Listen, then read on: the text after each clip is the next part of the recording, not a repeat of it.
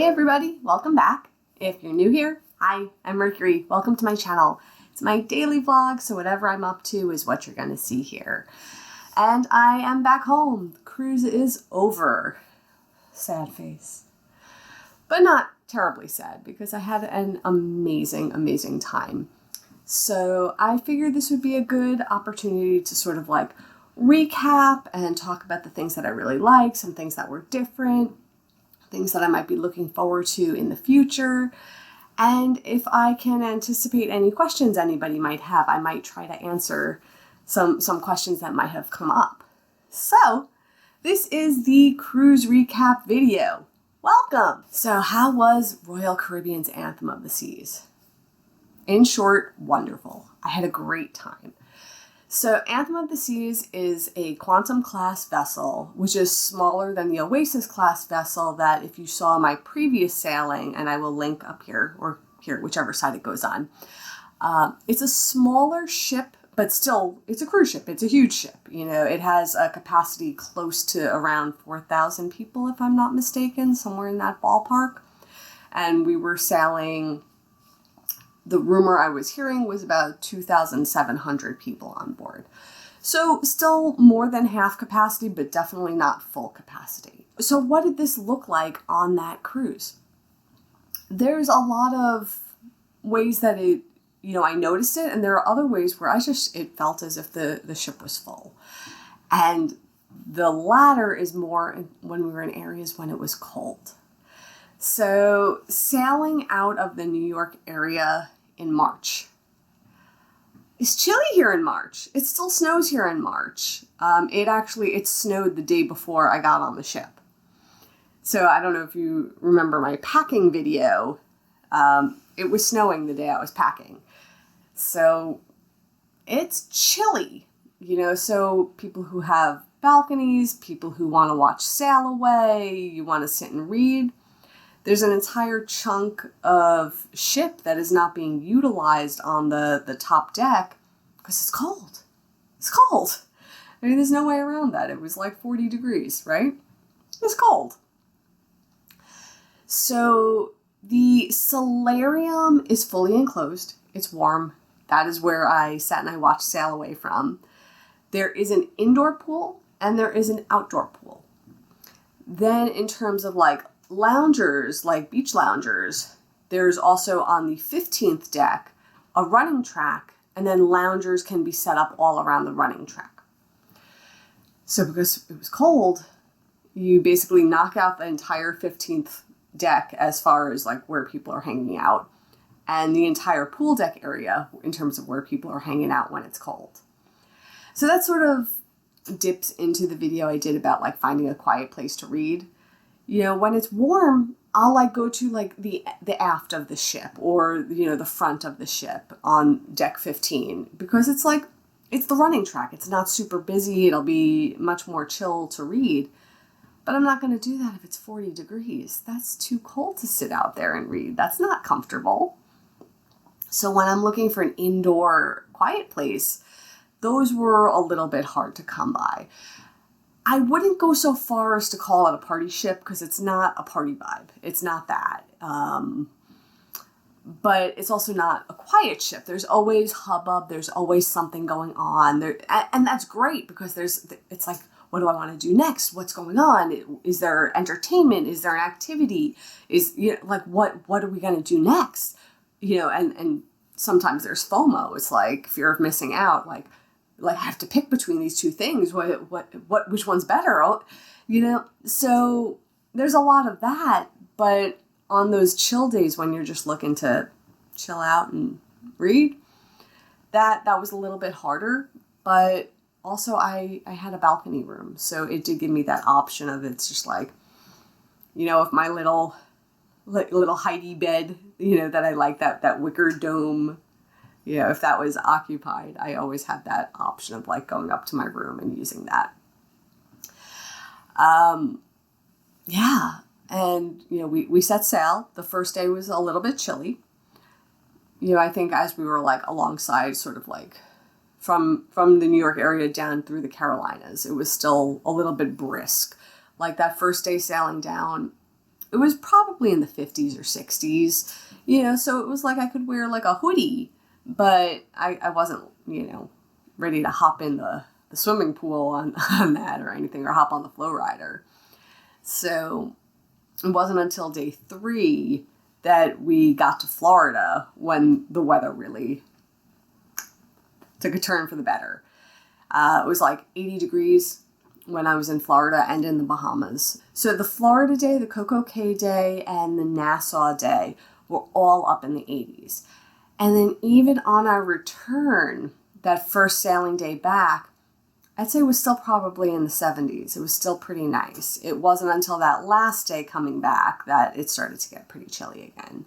Not as chilly as on the way down, but still a little on the brisk side. So ship days, tons of stuff going on, lots of activities, scavenger hunts, music. I think my favorite music from that sailing was the Coyote 80s mixtape. They were a cover band. They did a lot of 80s songs. Tina Turner, Prince, Queen, Bon Jovi. Like, it struck me in the childhood. Like, I loved it. I had so much fun. They actually played a few times throughout the sailing, and I did go and see them twice. The first time I saw them was in 270, which is like this great venue at the aft of the ship. And that almost had like a concert style feel to it. It had all the lighting and the fog, and it has a dance floor, and it was just totally fun vibes. The second time I saw them was in Music Hall, which it's not a lounge and it's not as big as 270. It's like somewhere in between. So yeah, it still had like lighting and a stage and a dance floor, but it's more of a club feel. That's how I'll put it. Whereas 270 gave more of a concert vibe. Going to Music Hall gave more of a club vibe. It has the bar in the back and the seating, and it's two stories. But the second story at Music Hall is much, much bigger than the second story at 270. So the second story at 270 is set up like a theater, like, with the balcony seating overlooking the orchestra seating, so to say. Even though it's like kind of lounge style seating, but in terms of like the arrangement of how the seats are laid out. Whereas Music Hall, there's a bar on both levels, the upper and the lower level. There's pool tables on the upper level. There's seating that's overlooking the dance floor and the stage, but there's also seating further back, so you could just, go to the back and chill if you're having like conversations with friends or family that you're on board with. So it's a very different vibe in Music Hall. Music Hall is also a place that like I tend to hang out at between events when there's not a lot going on. I just like the environment there. So Coyote 80s mixtape, awesome 80s cover band. Loved it. There was some other live music. They had some Caribbean style music. They had some lounge style music. I'm trying to remember. I didn't make it to all the music things that they had going on. Like I said, there are times that you have to choose. It's like you could do this or you could do this, and you can't do both. But there are a lot of different options. Then in terms of entertainment, there are 2 shows that you had to make a reservation for. The first one was Spectra's Cabaret. The second one was We Will Rock You. Spectra's Cabaret, exactly what it sounds like. It's a cabaret show. It's a lounge-style show. Spectra, amazing. I did my review of this show because I wasn't able to film. And same thing with We Will Rock You. I wasn't able to film during the shows. But they're both amazing. They're both amazing. Very, very different. They're not... Like, I couldn't compare one to the other because they are not the same in any way. We Will Rock You is, all of the music is from Queen, and it basically pulls a story threading all of the Queen songs together. Well, not all the Queen songs. There's way too many Queen songs, but threading very popular Queen songs together. And it carves a story into it.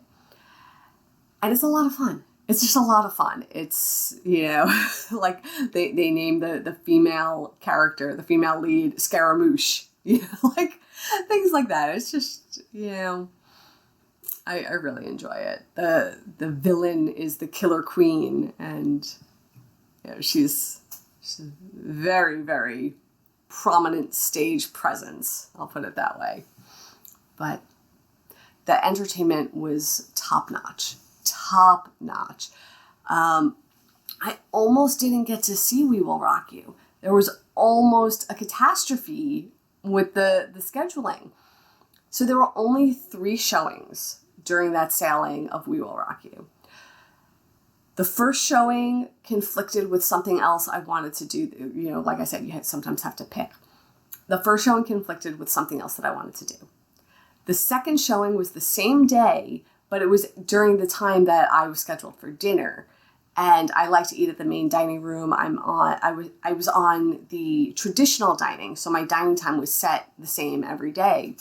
So the second showing of We Will Rock You conflicted with my dinner time. The third showing of We Will Rock You was the one that I reserved.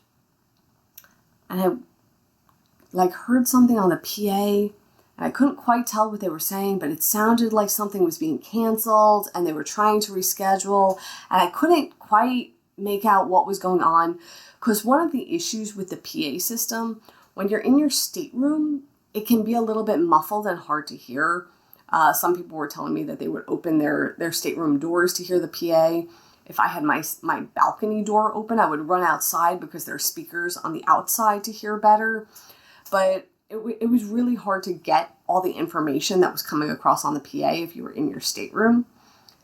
So I had a feeling they were canceling the show, and I wasn't sure. So I didn't know.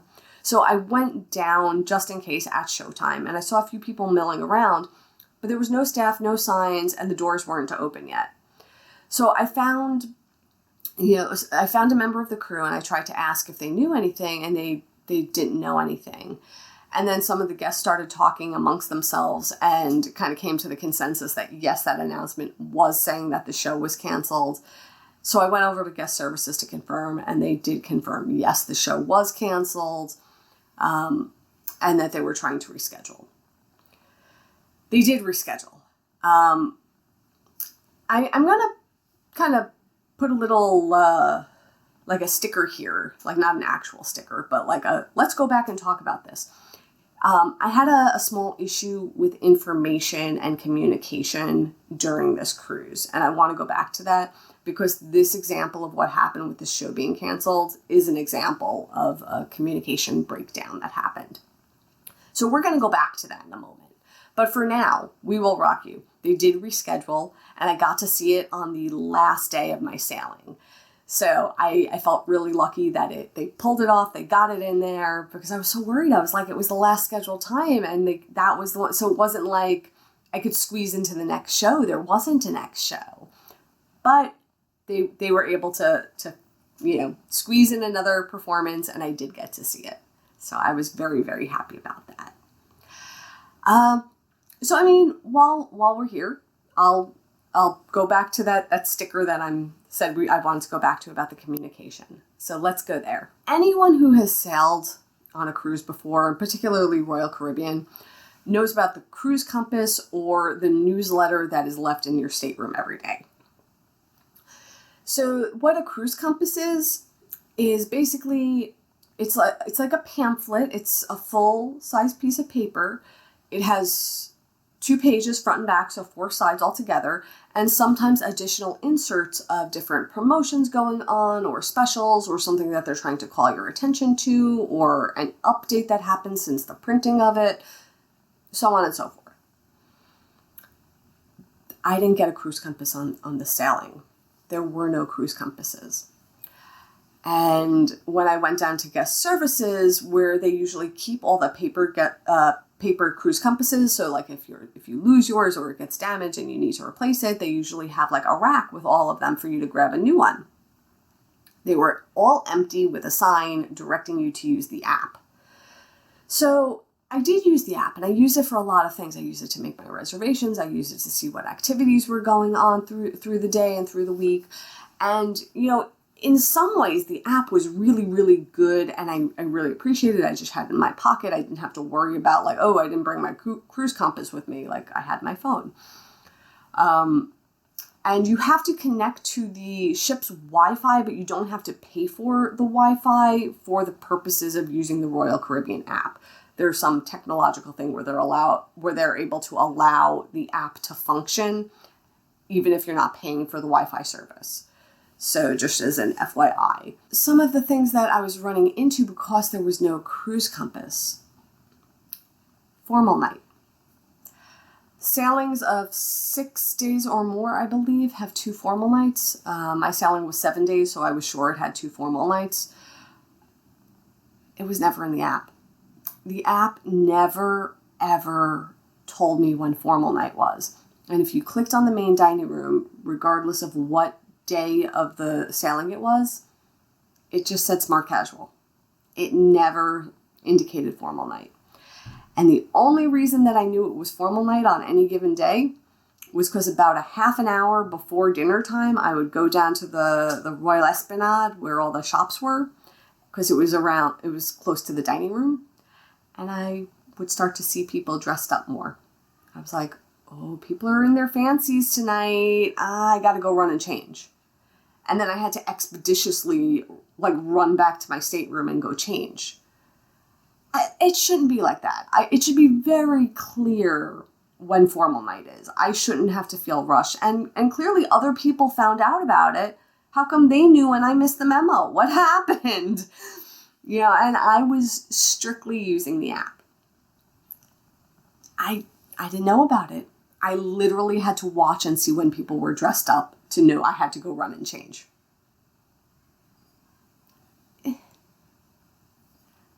So that was the first communication breakdown.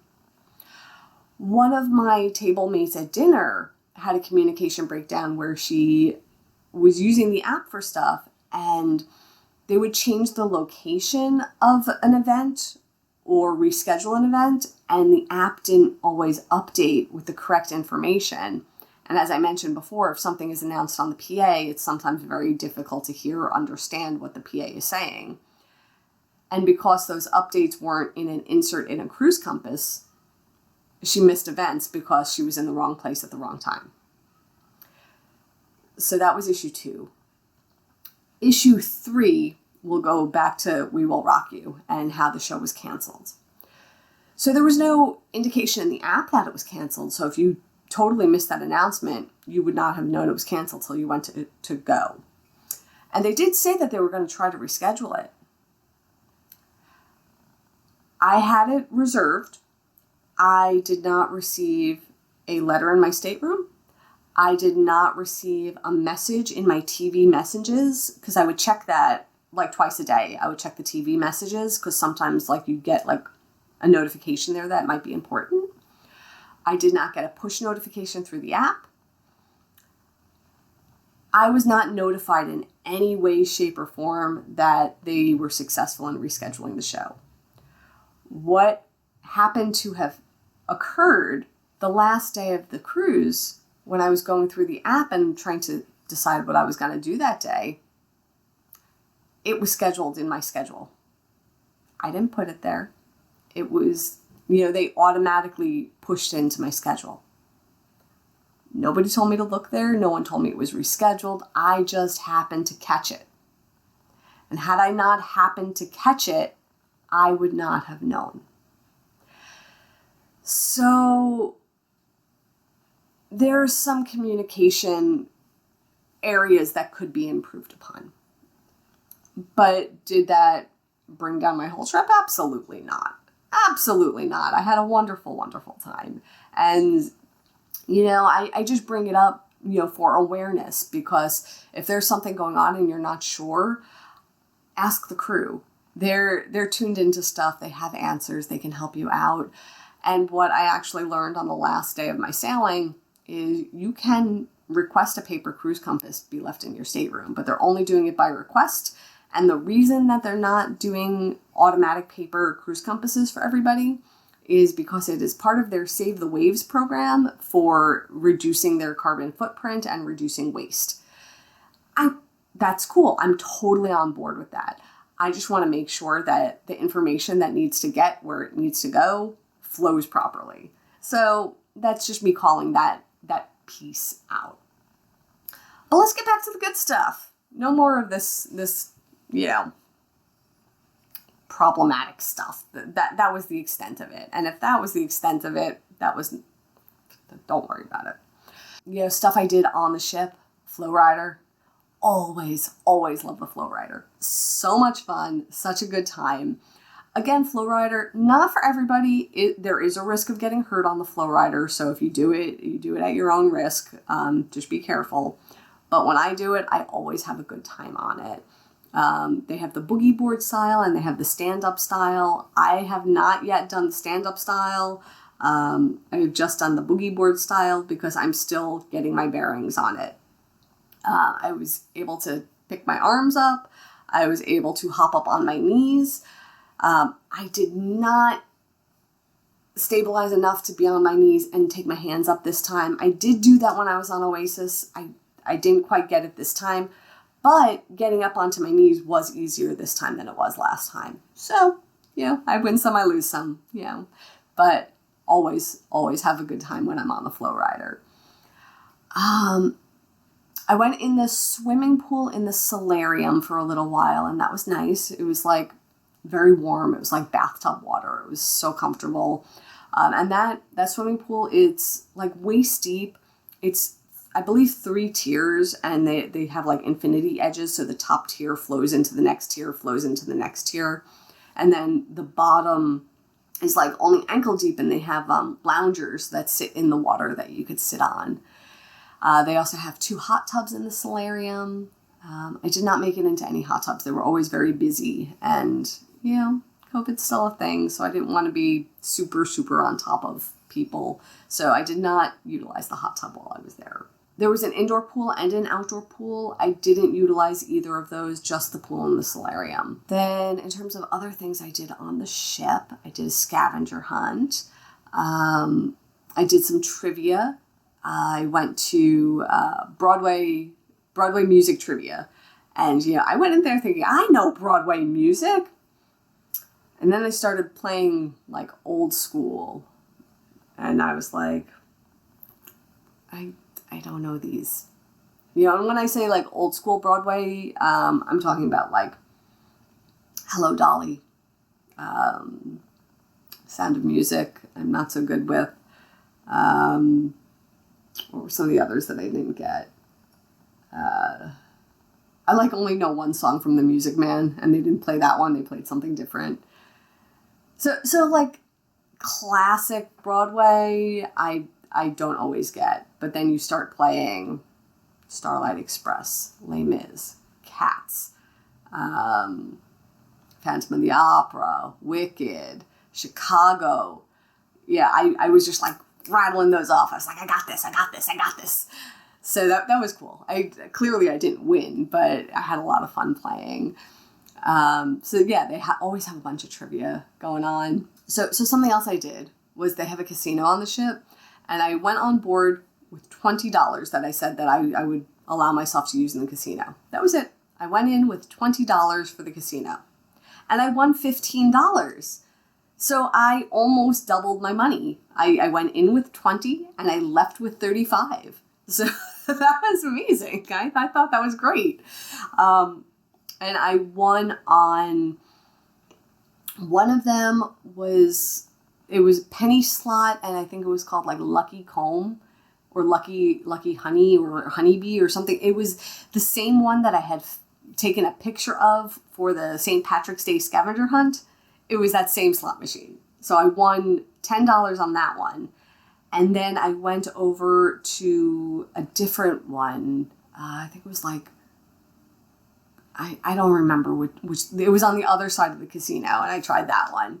And then I won another $5. I was like, yes! So that was a lot of fun. Also, the casino has like a players club. So even if you're just doing a $1 bet, so it doesn't matter how much or how little you're gambling, you should still tap your CPAS card because you'll get credit towards their, casino club. So, it's one of those things, like it doesn't cost anything to be part of the club and you can only get rewards, so why not? So I did that and that was fun. I clearly did some reading. I'm going to have a book review coming up shortly because I finished The Vampire Armand while I was on board. And I started reading West with Giraffes. I'm about 75% done with West with Giraffes. So once I finish that, we'll do another book review. But I enjoyed having just the time to just sit and read and not be distracted or not, have to cut myself off at a certain time and get on to the next thing. And it was just like, no, I feel like reading today. That's what I'm going to do. So I really enjoyed that. I did spend most of my time on the ship. Even though there were 3 ports of call, I only disembarked at 1 port of call. Mercury, why did you only get off the ship once? Why didn't you get off at the other ports of call? What's that about? Okay. Port of call in Florida at Port Canaveral. We sailed in and docked around 3 in the afternoon. So people were not allowed off the ship until around 3:30, 3:45. Most of the things in the area close at 5 o'clock. So Kennedy Space Center, a lot of the shops in the area, they close at 5 o'clock. The beaches, it starts to get chilly. Like 5 o'clock, the sun is on the descent, right? So it didn't feel like a beach day going that late. So there was nothing in the immediate area. And then Orlando, a lot of people think is close. They think that Orlando is the port. Orlando is an hour drive away from Port Canaveral, each direction. So you're not going to be able to really effectively go to Disney World or anything like that. Like, you might be able to do Disney Springs, like the shopping district, but our ship was all aboarding at 8 p.m., I believe. So that's only 4 hours, really. Like, by the time you get off the ship, get a cab, go out there, come back. So let's say you get off the ship 3:45, 3:30, 3:45, right? So we'll round it to 4 o'clock because, things happen. If all aboard is at 8 o'clock, you only have, and it takes an hour each direction, you only have 2 hours to do stuff when you're there. It's not enough time to do anything. It's not. So going to Orlando is not really a great option, in my opinion. I'm sure people do it. I just don't know if people do it with that limited amount of time. In the past, when I've done the similar itinerary, we've docked much earlier. Like, we've docked at like 10 a.m. And yeah, sure, you could make a day out of doing something. But if you dock at like 3 o'clock and you can't get off the boat till close to 4, it's a lot harder. It's a lot harder. So that's just my opinion on that. So for, the Port Canaveral docking, there wasn't enough to do for me to. The next port of call was Perfect Day Coco Cay.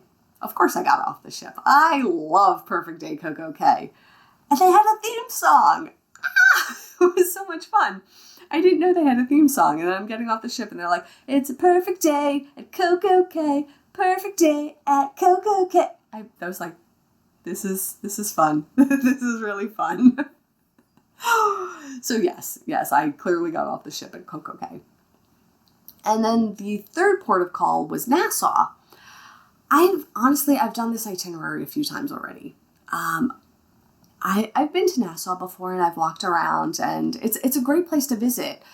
One of the big attractions is Atlantis, which is this resort, but it's extremely expensive. Like, a day at the water park at Atlantis is like $200 was the price as an excursion on my cruise. So it's like $200 per person. That's pretty pricey, if in my opinion. Like for my budget, that was too much. And I've done like walk-arounds and I've done like, self-guided history tours of Nassau in the past. one time that I was there before, I found this wonderful, wonderful chocolatier. And we did like a behind the scenes, like we went back into the kitchen and they showed us how the chocolate was made. It was really a great experience. And I can't have commercially made chocolate now. I have to, only have honey sweetened chocolate. So it's like, it's more painful for me to do something like that than enjoyable. So I just made the decision to just stay on the ship. And, there were certain things going on the ship on days that we were docked. Like I was able to get up on the North Star on a day that we were docked. I did that on the Florida port time. So, one of the other things that is available on the dock days free of charge is Ripcord by iFly, which was the indoor skydiving. But unfortunately, I wasn't able to get a reservation. It was so popular that I wasn't fast enough and I missed out. They do have options to do it during sea days, but they do charge a fee, and it was $30 to do it on a sea day. And with North Star, it was $20 to do it on a sea day. I was able to do North Star this time on a port day, but I did not get a chance to get on Report by iFly, unfortunately. One of these days I will, but it was not today. The trapeze experience in the Seaplex is not back yet, so I know it's still on Royal Caribbean's website, but it is not yet available. I don't know a time frame for it returning, but bumper cars are still available in the Seaplex. So in the Seaplex, it's sort of like their sports and gaming area, and it's all indoors. A lot of times they have different sports going on that you could join in. They had basketball, they had dodgeball, they had pickleball, so all different types of activities. They would sometimes close the sports courts for the bumper cars. So the bumper cars were so much fun. I really enjoyed that. And then the upper level of the Seaplex had like the table tennis, and it had like Xboxes set up, and it had a little arcade and air hockey, like knock hockey. So it was a great little area also. And then last but not least, dining. I mean, the food on a cruise is always delicious. I love cruising because I don't have to worry about my food. It sort of takes a stressor off and lets my vacation be a real vacation. So, I did the dining video, and just like when I was on Oasis, I spoke to the head waiter. We got on the same page, and they were able to accommodate all my dining needs. The main dining room is super helpful to me. It's sort of like this fail safe of, it's like, this is a safe space that I can go to where I know I'm going to get the food that I need that accommodates my dietary needs. But also, I went to the Windjammer a number of times. I would typically get my lunch at the Windjammer and never had a problem there. And there were even occasions that I checked with one of the chefs just to make sure that like what I was looking at that I wanted to eat was actually okay. And they were super helpful. When I sailed on Oasis back in October, the Solarium Bistro had delicious lunches, and the Solarium Bistro on Anthem on this particular sailing was only open for breakfast.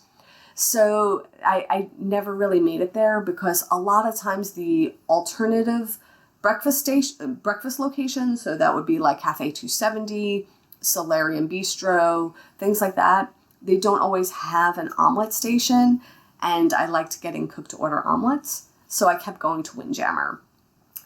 So I don't know. They might have, but I just, I knew Windjammer had it, so that was why I kept going back. Cafe 270, I did get a salad a couple of times at Cafe 270.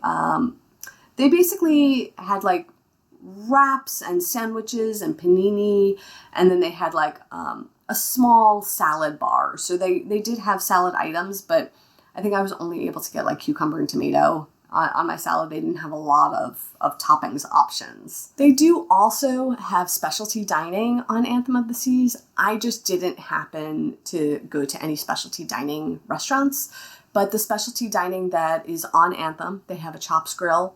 They have Izumi, which is like the Japanese restaurant. They have Wonderland, which I'm super interested in. I just don't know if it's worth it for me, because it's like, yeah, I'm sure they could accommodate my dietary needs, but then does it take all the fun out of going there? Because the whole idea behind Wonderland is like imaginative dining. It's like deconstructed food and like rethought like food ideas, and it's very a unique experience. And I just don't know if it's worth it if they're gonna just try to serve me a grilled chicken. You know what I mean? Like, I'm sure, like I said, I'm sure they could accommodate me. I just don't know if my experience would be diminished. I'm not sure. I'm not sure. Maybe I'll try it. Maybe not. It's just, it feels expensive to try if it can't be done. Because I think it was like around $45 or $50 to dine there. So it feels like an expensive experiment. You know what I mean?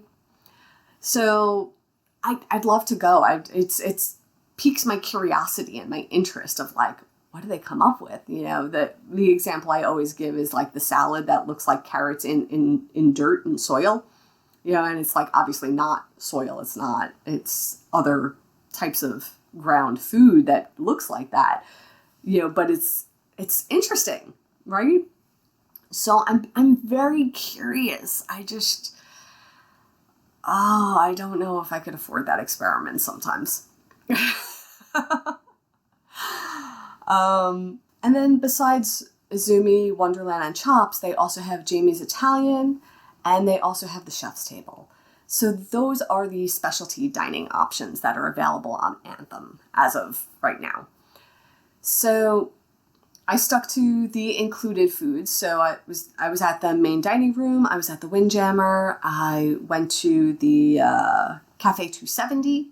I did not make it to Solarium Bistro, and I did not go to Doghouse because they only have hot dogs, and I can't have hot dogs. And then also Cafe Promenade. I would get like little fruit cups there because that's the 24-hour option where you can get sort of like snacks or basic sandwiches. They always have beverages there. So iced tea, water, hot coffee, those are always available there too.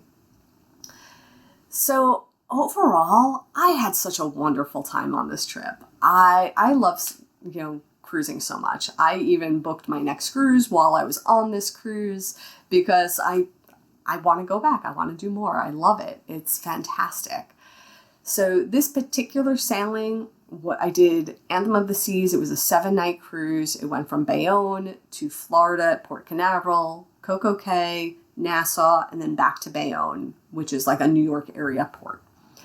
The next sailing that I'm going to do, it leaves out of Florida, and it's going to be not a double dip to the same private island, but it double dips in the sense of it goes to both Labadee and Perfect Day Coco Cay. There is also a stop in Jamaica. So I'm excited for this. I have not been to Labadee since I was in my early 20s, but I have very fond memories of going to Labadee. So very, very excited for this. It means that I have 2 guaranteed beach days, weather permitting. But that will be something that we will be looking forward to later in the year. But it's on the books. It's going to happen. So, yeah, I had such a great time. It was so wonderful. So if there's any questions that anyone has about my experience that I didn't mention, feel free to put it in the comments and I'll try to answer as best as I can. But this video is just all my thoughts about the cruise that I was just on and the experience that I had. So overall, I had a wonderful time. I felt taken care of. I felt relaxed. I, got to do the things I needed to do to take care of myself for the week and just leave the real world behind for a few days. And that was what I needed. That was what I wanted to get out of it. And that was what I got. So mission accomplished. And now I'm home and back to reality. So this is where we're at, and onward and upward always. So with that, I am done for today, and I will see you all tomorrow. And until then, stay inspired by everyone. Take care.